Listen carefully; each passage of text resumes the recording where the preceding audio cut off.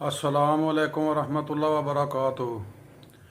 मैं जनाब doctor Mohammad Arshad homeopath Umar homeopathic clinic Mandi यजमान।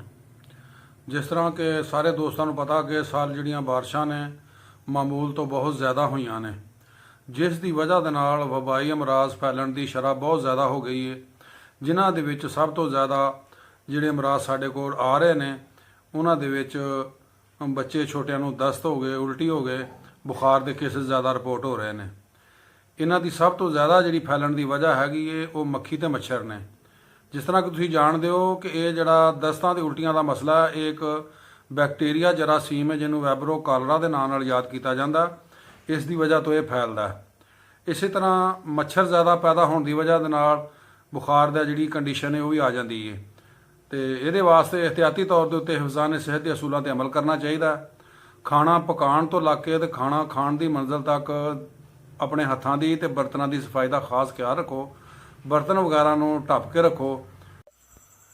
ਇਸੇ ਤਰ੍ਹਾਂ ਅਗਰ ਖੁਦਾ ਨਾ ਖਾਸਤਾ ਘਰ ਵਿੱਚ ਕੋਈ ਮਰੀਜ਼ ਇਸ ਮਰਜ਼ 'ਚ ਮੁਬਤਲਾ ਹੋ ਜਾਂਦਾ ਤੇ ਕਰੀਬੀ ਹੋਮਿਓਪੈਥ ਡਾਕਟਰ ਨਾਲ ਮਸ਼ਵਰਾ ਕਰਕੇ ਤੇ ਉਹਦਾ ਤੁਸੀਂ ਇਲਾਜ ਮੁਆਲਜਾ ਕਰਵਾਓ। ਜਿਸ ਤਰ੍ਹਾਂ ਕਿ ਤੁਹਾਨੂੰ ਪਤਾ ਹੋਣਾ ਚਾਹੀਦਾ ਕਿ ਦੁਨੀਆ ਦਾ ਬਿਹਤਰੀਨ ਇਲਾਜ ਜਿਹੜਾ ਬਗੈਰ ਕਿਸੇ ਸਾਈਡ ਇਫੈਕਟ ਦੇ ਉਹ ਸਿਰਫ ਹੋਮਿਓਪੈਥਿਕ ਹੈ।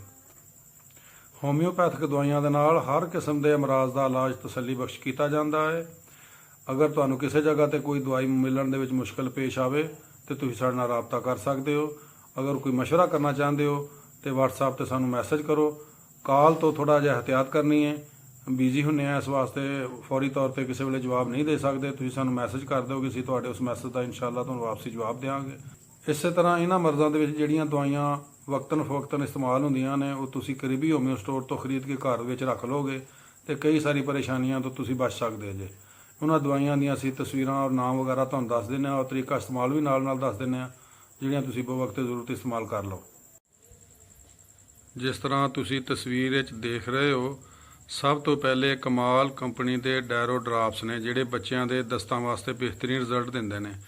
ਅਗਰ ਬੱਚੇ ਦੇ ਪੇਟ 'ਚ ਦਰਦ ਹੋਵੇ ਤੇ ਕਮਾਲ ਕੰਪਨੀ ਦੇ KL ਨੰਬਰ 8 ਇਸਤੇਮਾਲ ਕਰ ਸਕਦੇ ਹੋ। ਇਸੇ ਤਰ੍ਹਾਂ ਅਗਰ ਵੱਡੇ ਬੰਦੇ ਨੂੰ ਜਾਂ ਛੋਟੇ ਬੱਚੇ ਨੂੰ ਅਗਰ ਜਿਹੜਾ 10-12 ਸਾਲ ਦਾ ਉਹਨੂੰ ਦਸਤ ਵਗੈਰਾ ਹੋਣ ਤੇ ਪੋਡੋਫੈਲਮ ਸ਼ਰਬਤ ਇੱਕ ਚਮਚ ਸੁਬਾਹ ਦੁਪਹਿਰ ਇਸਤੇਮਾਲ ਕਰ ਸਕਦੇ ਜੇ। ਇਸੇ ਤਰ੍ਹਾਂ ਅਗਰ ਮਿਹਦੇ ਦੇ ਵਿੱਚ ਕੋਈ ਮਸਲਾ ਹੋਵੇ ਤੇ ਗੈਸਟ੍ਰੋਨੈਕ ਸ਼ਰਬਤ ਤੇ ਮਸੂਦ ਕੰਪਨੀ ਵਾਲਿਆਂ ਦਾ ਇਹ ਇਸਤੇਮਾਲ ਕਰ ਸਕਦੇ ਹੋ। ਨਕਸੋਮਿਕਾ BM ਕੰਪਨੀ ਦਾ ਇਸਤੇਮਾਲ ਕਰ ਸਕਦੇ ਹੋ। ਗੈਸਟ੍ਰਿਕ ਕੈਂਟ ਕੰਪਨੀ ਦਾ ਇਸਤੇਮਾਲ ਕਰ ਸਕਦੇ ਹੋ। ਉਸ ਤੋਂ ਬਾਅਦ ਗੈਸਟੋ ਮੈਕਸ ਬਲੋਸਮ ਕੰਪਨੀ ਦਾ ਜਿਹਦਾ ਮਾਸ਼ਾਅੱਲਾ ਰਿਜ਼ਲਟ ਬਹੁਤ ਅੱਛਾ ਹੈ, ਇਸਤੇਮਾਲ ਕਰ ਸਕਦੇ ਹੋ। ਇਸ ਤੋਂ ਬਾਅਦ ਹੈਜ਼ੋ ਕਮਾਲ ਵਾਲਿਆਂ ਦਾ ਇਸਤੇਮਾਲ ਕਰ ਸਕਦੇ ਹੋ।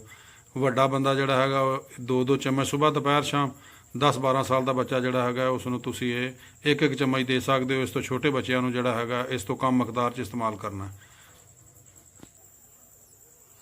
ਇਨਸ਼ਾਅੱਲਾ ਅਗਲੇ ਪ੍ਰੋਗਰਾਮ ਦੇ ਵਿੱਚ ਅਸੀਂ ਆਪਣੇ ਮੌਜੂ ਬੁਖਾਰ ਦੇ ਨਾਲ ਹਾਜ਼ਰ ਖਿਦਮਤ ਹੋਵਾਂਗੇ ਔਰ ਤੁਹਾਨੂੰ ਉਹਦੇ ਬਾਰੇ एहतियात, ਉਹਦਾ ਇਲਾਜ ਔਰ ਉਹਦੀ ਦਵਾਈਆਂ ਦੇ ਬਾਰੇ ਵੀ ਮਾਲੂਮਾਤ ਦੇਵਾਂਗੇ। अस्सलाम वालेकुम वरहमतुल्लाहि वबरकातुहू।